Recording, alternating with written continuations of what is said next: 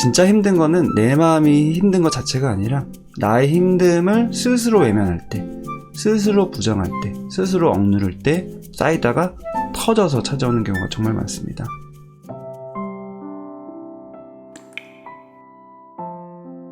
안녕하세요. 정신과 전문의 정호열입니다. 지금 행복하신가요? 불행하신가요? 불행이 연달아서 나한테 닥칠 때 어떤 기분이신가요? 우리가 지금 살고 있는 세상은 내 마음에 겨울이 오는 것을 부정합니다. 내가 마음이 우울하다, 행복하지 않다, 불행하다, 슬프다 라고 말하면은 주변에 있는 대부분의 사람들이 그런 감정을 외면합니다. 그리고 항상 뭔가 전진하는 그런 자세만이 대우를 받죠. 저는 정신과 의사로 살면서 사람은 이성의 동물이구나가 아니라 감정의 동물이구나를 늘 깨닫습니다. 이미 관련된 얘기들을 많이 드렸죠. 그리고 우리는 사람이기 때문에 살면서 만나는 크고 작은 고난과 슬픔들이 마치 겨울처럼 누구에게나 자연스럽게 찾아올 수밖에 없고, 또 누구에게도 그게 결코 영원히 지속되지는 않죠. 오랜만에 책을 한 권 소개해드리려고 합니다. 우리의 인생이 겨울을 지날 때 라는 책인데요. 심리적 어려움에 관심이 많은 구독자분들에게 이 책을 추천드리고 싶은 이유가 있습니다. 누구에게나 자연스럽게 찾아오는 힘든 그런 심리적 경험들에 대해서 이 책은 때로는 후퇴가 필요하다고, 빛이 있는 만큼 그림자가 있고 따뜻한 여름이 가치가 있는 것만큼 추운 겨울도 그 쓸모가 있는 법이라고 말을 하고 있습니다. 저자는 이런 감정이 지극히 정상적인 건데도 이 감정을 부인함으로써 오히려 우리가 점점 괴물처럼 변하는 건 아닌가, 위화하다라고 말을 하고 있습니다. 저는 정신과 의사로서 이 표현에 너무 공감이 되고요. 또한 우리 앞에 놓인 그런 겨울을 회피하지 말고 그냥 그것을 마주하고 통과할 것을, 그래서 더욱더 성숙한 모습으로 새로운 봄을 맞이하라고 말을 하고 있습니다. 이 책의 원제가 역시 윈터링입니다. 이 윈터링이라는 게 동물이나 식물들이 겨울을 견디고 나는 것, 즉 겨울나기를 뜻하는데요. 우선 표지에 얼어붙은 시간 속에서 희망을 찾는 법이라고 되어 있는데요. 결코 억지로 힘든 걸 부인하고 합리화하면서 나는 희망적이다라고 그렇게 최면을 거는 그런 내용이 절대로 아닙니다. 책 내용을 조금 소개해드리겠습니다. 제일 처음에 윈터링에 대해서 소개가 나옵니다. 윈터링은 추운 겨울을 살아내는 것이다. 겨울은 세상으로부터 단절되어 거부당하거나 대열에서 벗어나거나 발전하는 데 실패하거나 아웃사이더가 된 듯한 감정을 느끼게 되는 인생의 휴양기이다. 윈터링의 시기는 질병으로 인해서 찾아올 수도 있고, 사별이나 아이의 출생과 같은 그런 큰 사건으로 인해서 찾아올 수도 있고, 또 치욕이나 실패로 인해서 찾아올 수도 있다. 이 겨울이 천천히 오기도 하는데 그 예는 질질 끌어온 인간관계의 종결, 부모님이 나이 듦에 따라서 점진적으로 늘어난 돌봄의 부담, 가랑비에 옷 젖듯이 서서히 줄어드는 확신 따위와 함께 온다. 그리고 갑작스럽게 오기도 하는데 하루아침에 내가 가진 기술이 이 시대에 뒤떨어진 취급을 받게 되거나, 근무해온 회사가 파산하거나, 내 파트너가 새로운 누군가와 사랑에 빠지게 되거나, 이렇듯이 윈터링은 보통 비자발적이고 외롭고 극도로 고통스럽다. 저자는 17살 때 극심한 우울증을 경험했다고 합니다. 그래서 몇 달 동안 꼼짝도 하지 않고 지냈고요. 근데 그 마음의 겨울이 저자를 완전 백지화시켰고 또 완전히 열어젖혔다고 표현하고 있습니다. 이전과는 다른 인격을 구축하기 시작했고, 때로는 무례하기도 하고 늘 옳은 일만 하지는 않는 사람, 끊임없이 상처받는 것 같긴 하지만 이제는 그 누군가와 마음을 나눌 수 있기 때문에 여기에 존재할 가치가 있는 사람. 그래서 저자는 누구라도 들어주는 사람이 있으면은 저는 17살 때 심한 우울증을 앓았어요, 이런 말을 먼저 하고요. 그러면은 상대방은 당황하지만 또 자기 이야기에서 서로 공통점을 찾아서 고마워하기도 한다고 합니다. 그리고 저자가 경험한 것들을 다른 사람과 나누어야 된다는 확신을 계속 경험하고 있다고 합니다. 그래서 이 책을 쓴 거죠. 저도 정신과 의사로서 정말 많이 경험하는데요. 이런 마음의 겨울이 찾아올 때마다 대부분의 분들, 정말 많은 분들은 굉장히 곤혹스러워하고 이거를 숨기거나 또 무시해야 되는 비정상 상태로 치부를 하죠. 주변 지인들도 그렇고 친구도 그렇고 심지어 가족들도 그런 취급을 합니다. 완전히 정상적인 과정인데도 비밀에 붙이니까 정작 이 겨울을 견뎌내는 사람들이 발붙일 곳이 없이 그런 신세로 떠밀려지고, 또 실패를 감춘답시고 일상으로부터 떨어져 나가도록 막 내몰아오는 그런 경우가 되는 거죠. 하지만 이 윈터링은 인간의 경험 중에서 가장 심오하고 영감에 찬 순간을 경험하게 하고 겨울을 난 이들에게 지혜를 가르쳐준다고 표현하고 있습니다. 이 겨울이 마음에 찾아온 분들을 계속 만나는 일을 저는 직업으로 하고 있죠. 그리고 그분들은 굉장히 힘들어요. 하지만 잘 보다 보면은 진짜 힘든 거는 내 마음이 힘든 것 자체가 아니라 나의 힘듦을 스스로 외면할 때, 스스로 부정할 때, 스스로 억누를 때 쌓이다가 터져서 찾아오는 경우가 정말 많습니다. 그리고 내가 힘든 거는 또 그만한 이유가 있는데 그 이유를 내 편에 서서 함께 잘 들여다보는 과정을 통해서 어떻게 보면 이 겨울나기를 하는 거고요. 그 과정은 힘들었지만 그 이후의 삶은 이전과의 삶과는 전혀 다른 모드로, 전혀 다른 가치관으로, 남 중심이 아닌 내 중심으로 삶을 새롭게 사는 그 과도기에 저는 그런 분들을 만나고요. 그래서 그 과정은 힘들지만 굉장히 중요한 어떻게 보면 기회가 될 수 있다는 생각을 굉장히 많이 하고 있고 그런 내용들도 제 채널에서 이미 많이 말씀드린 것 같습니다. 요즘 사는 세상 자체가 굉장히 바쁘죠. 그리고 분주히 돌아가고 그러니까 가뜩이나 바쁜데 겨울 자체를 영원히 막 뒤로 미루려는 그런 분위기가 되는 것 같습니다. 정말 흔한 예로 청소년의 시기가 질풍노도의 시기라고 다 알려져 있고 그 시기가 굉장히 큰 갈등들이 경험되면서 한층 성숙할 수 있는 성인 전 단계로 아주 중요한 시기임에도 불구하고 정작 부모조차도 그 시기를 기다려주지 못하는 것 같아요. 중요한 입시가 있고 그 전에 공부를 해야 된다고.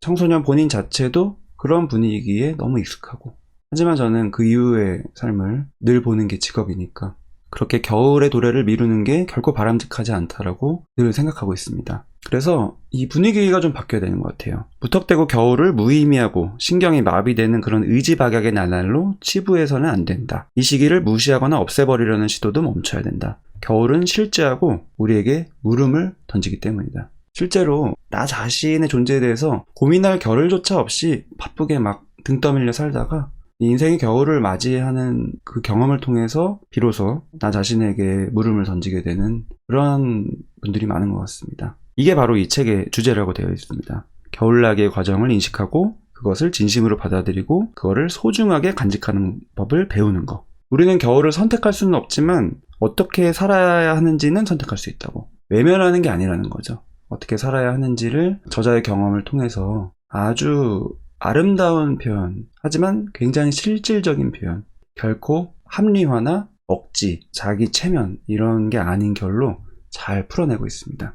이미 소설이나 동화 등에서 또 동물의 삶을 통해서 우리는 겨울이 굉장히 필요하고 소중한 과정이라는 거, 봄을 맞이하는 과정이라는 걸 알고 있죠. 식물과 동물은 겨울과 싸우지 않는다. 겨울이 오지 않을 것처럼 행동하면서 여름에 살아온 방식 그대로 삶을 영위하려 들지 않는다. 그냥 준비하고 순응한다. 그것처럼 사람도 속도를 늦추고 자연스럽게 여가 시간을 늘리고 충분한 잠을 자고 휴식을 취하고 이런 식으로 윈터링을 해야 되는데 이게 요즘 유행과는 좀 거리가 멀어 보일지 몰라도 꼭 필요하다는 거죠. 구체적인 책 내용을 조금 소개해 드리도록 하겠습니다. 겨울잠이 필요해라는 챕터인데요. 저자는 이제 우울증도 경험하고 또 힘들 때 잠의 중요성을 많이 경험했고 또 힘들 때 불면이 찾아오는 것도 경험했고 근데 이 불면이 아예 의미가 없는 건 아니고 또 그것 역시도 어느 정도 자정작용을 한다라는 느낌으로 서술을 하는 것 같아요. 저도 마찬가지로 늘 직업적으로 경험합니다. 당연히 불면 자체는 증상이고 불면이 지속되면 또 심리적인 악화로 이어진다라고 늘 말씀드렸지만 또 한편으로는 이 불면이라는 거 역시 신호예요. 그만큼 내가 뭔가가 지금 마음속에서 굉장히 복잡한 갈등이 있다. 그래서 이 불면 자체를 또 역시 직면할 필요성이 있는데 그런 과정들에 대한 서술을 하고 있습니다. 굉장히 잠도 안 와서 옆으로 몸을 돌리고 베개를 털썩 떨어뜨리고 계속 모로 누워있고 밤은 지속되고 또 생각은 부정적으로 치우쳐서 나는 빚이 너무 많다. 가진 것이 아무것도 없다. 이 지구상에서 40년을 살면서 내세울 만한 것도 없다. 이런 식으로 생각이 흘러가는 표현도 하고요. 또 굉장히 보수적인 관념이 또 사로잡혀서 흔히 사람들이 기대하는 그런 기준치에 자기를 막 맞추는 거죠. 마땅히 한 해 연봉쯤은 지금 적립된 은행 계좌를 가지고 있어야 되는 거 아닌가? 근데 나는 뭔가의 돈을 다 써버렸다. 뭐에 썼는지도 모르고 그냥 무작정 자기를 경멸하는 그런 모드가 되는 거죠. 나는 아무것도 아니다. 나는 실패했다. 이런 불면도 하나의 증상. 우리 인생이 지금 겨울을 지나고 있다는 그 신호일 수 있는 거죠. 우리는 겨울이 우리에게 쉬어갈 수 있는 경계 공간을 제공한다는 것을 감지한다. 그러나 우리는 그 공간을 거부한다. 추운 계절에 우리가 해야 할 일은 그 공간을 환영하는 법을 배우는 일이다. 그리고 버트의 겨울이라는 챕터인데요. 이 저자의 아들 힘들 때 그 힘듦을 부모로서 함께 어떻게 공유하는지에 대한 이야기가 나옵니다. 불안 증상 때문에 학교도 다니기 힘들 지경이 된 아들. 마음속에서는 그럴 때 부모로서 훌륭한 사람은 모두 학교를 싫어했다는 말로 막 위로를 해보고 싶은 충동이 듭니다. 하지만 당사자에게는 그게 위로가 안 되고 오히려 압박으로 느껴진다는 것을 잘 알고 있기 때문에 그렇게 대처하지 않고요. 진솔하게 아들의 마음 자체를 공감하고 있는 그대로 소통하고 그런 디테일이 나와 있습니다. 행복은 우리가 배우는 것들 중에서 가장 위대한 기술이다. 행복은 바로 우리의 잠재력이다. 뭐 이런 식으로 행복에 대한 거는 다들 알고 있고 그렇게 생각하죠. 근데 그것과 똑같이 행복이 하나의 기술이라면 슬픔도 역시 그렇다. 근데 학창시절을 거치면서 혹은 힘든 일을 거치면서 우리는 슬픔을 무시해야 된다고, 그냥 책가방 속에 슬픔을 쑤셔 박아놓고 애초에 없었던 것처럼 행동해야 된다고 배운다.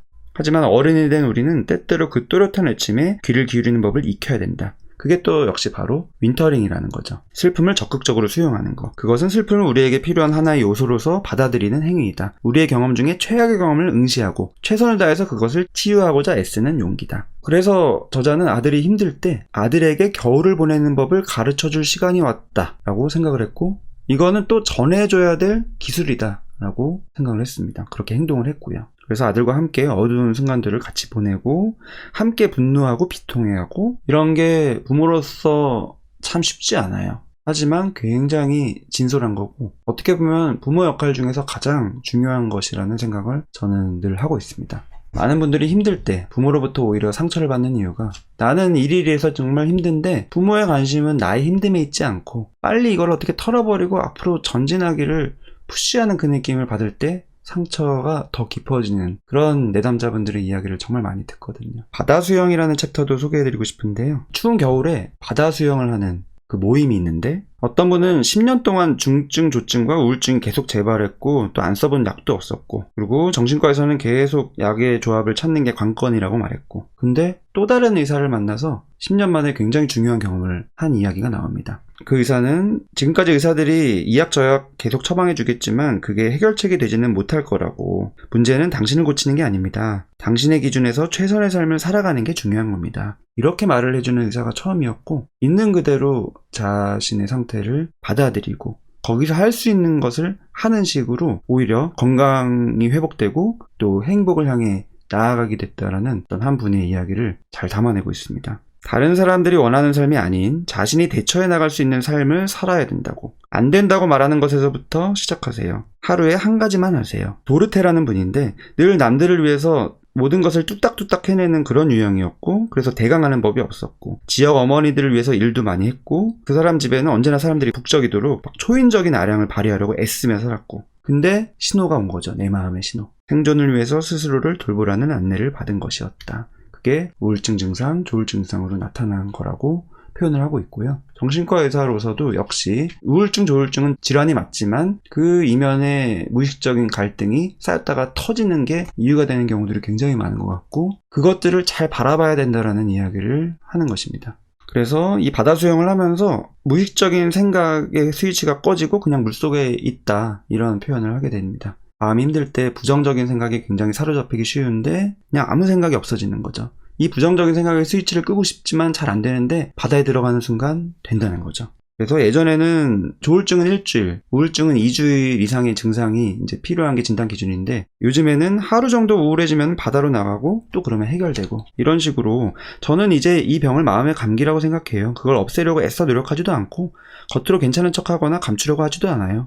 그냥 바다에 나가고 좋은 영양소 섭취하려고 하고 힘들 때는 모든 약속 취소하고 괜찮아질 때까지 쉬고 뭐 이런 식으로 그냥 있는 그대로 받아들이고 거기에 적응하고 또 그러면은 회복되고 이런 사이클을 아주 잘 표현하고 있습니다. 실제로 많은 분들이 이 증상 자체를 자꾸 부정하려고 하고 증상 자체를 없애는 것에만 몰두하려고 하고 내 우울증이 언제 끝나냐 여기에만 집중을 하면 오히려 계속 나를 괴롭히는 것 같고요. 이 부분을 인정하고 내 마음에 뭔가 신호가 찾아왔구나. 그때 이걸 받아들이고 여기서 내가 할 수 있는 일을 조금씩 내 삶의 어떤 태도들을 조금씩 바꿔가고 그러다 회복되면 또 다시 전진하고 이런 식으로 적응하는 그 과정을 아주 잘 표현하고 있습니다. 막 너무 드라마틱하게 표현하지 않아서 또 좋은 것 같아요. 찬물 수영이 즉효약은 아니에요. 아직도 진단을 받지 않은 사람들과 똑같지는 않아요. 이건 제게 아주 긴 여정이었고 수영은 제가 만들어낸 여러 가지 변화 중 하나일 뿐이에요. 산책을 하고 모두에게 S라고 대답하기를 멈췄어요. 일하는 시간도 줄였고요. 이거를 완충제라는 표현을 하면서 이렇게 힘들 때는 완충제가 얇아지지만 또 이런 식으로 행동하면 또 보강이 되고 이렇게 적응하고 있다라고 잘 표현을 하고 있습니다. 제일 중요한 거는 저는 충분히 멋진 인생을 살고 있어요 라고 표현을 할 수 있게 되었다는 점이죠. 이제 에필로그를 좀 소개해 드리겠습니다. 굉장히 공감되는 표현이 나옵니다. 최근에 이제 위기가 세계적으로 왔잖아요. 그래서 그 대처하는 방법에 대해서 자발적으로 조언을 건네는 굉장히 많은 SNS 게시물이 있죠. 갑자기 난데없이 잘 버텨보세요 막 이렇게 말을 하고, 당신은 당신 자신이 생각하는 것보다 더 강하답니다. 이렇게. 이런 게 어떻게 보면은 뭐 위로고 힐링이고 응원이고 이런 메시지인 것처럼 보일 수 있지만, 어떻게 보면 굉장히 두루뭉실한 거고, 실제 삶의 더러운 밑바닥을 지우고 끝없이 그냥 긍정으로 나아가라고 응원을 거듭하는 거고, 저자는 이런 메시지에서 언제나 무자비함을 읽는다고 합니다. 저도 마찬가지입니다. 왜냐면 이런 메시지는 아무것도 주지 않으니까요. 살다 보면은 나는 다 잘 해나갈 만큼 그렇게 강하지 않는다고 말하게 되는 날이 있으니까요. 그리고 만약 내가 잘 버텨내지 못한다면 그 턴에는 어떻게 될까? 이런 마음 때문에 불안한데 거기다가 막 잘해봐 이렇게 푸시하는 느낌을 받으니까요. 모든 게 다 좋기만 한 것처럼 허공에 향수를 뿌리는 느낌이니까. 근데 이제 이런 메시지의 숨은 의미는 어떻게 보면 분명하죠. 기본적인 전제가 불행이라는 것 자체를 부인하는 거죠. 불행은 있을 수가 없다. 불행해도 행복해 보여야 된다. 이런 거를 강조하는 게 SNS 문화인 것 같습니다. 하지만 저자는 불행이 삶을 이루는 단순한 요소들 중에 하나라고 생각을 하고, 이거를 막 음미까지는 안 해도 존중해야 되는 순수하고 기본적인 감정이라고 여기고 있습니다. 그렇다고 뭐 극단적으로 불행 속에서 뒹굴어야 된다고 말을 하거나 불행을 줄이기 위해서 할 수 있는 노력을 하는 걸로부터 발을 좀 빼야 된다는 말을 하는 건 아닙니다. 그래도 불행에는 유익한 면이 있다고 생각하는 거고요. 불행에는 우리가 뭔가 잘 못 되어가고 있음을 시사해주는 기능이 있다고 합니다. 저는 이것을 신호의 비유를 많이 해요. 내 마음이 뭔가 힘들다. 내 마음에 겨울이 찾아왔다. 슬프다. 불행한 느낌이 막 든다.